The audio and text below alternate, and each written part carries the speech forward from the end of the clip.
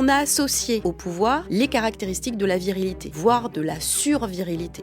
La force physique, la grosse voix, l'aspect imposant. Et donc, on a considéré que sont capables ceux qui peuvent jouer de ces critères-là, avec cet aspect très particulier que même les rois ne pouvaient pas être des femmes.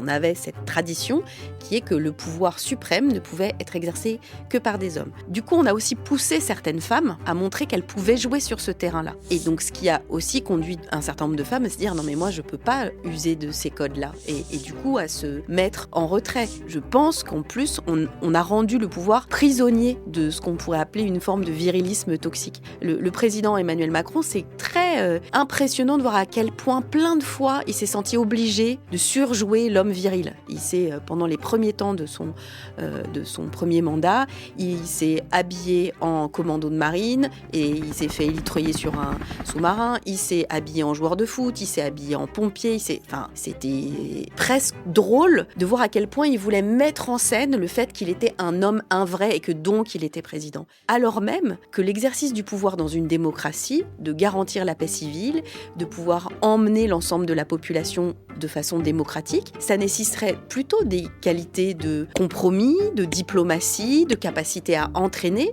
et pas de capacité à imposer, voire à blesser. Et c'est pour ça que féminiser la politique, c'est aussi, outre que c'est juste et normal, puisque les femmes représentent la moitié de l'humanité, je pense que ça, c'est utile à tout le monde, et même, j'allais dire, y compris aux hommes politiques.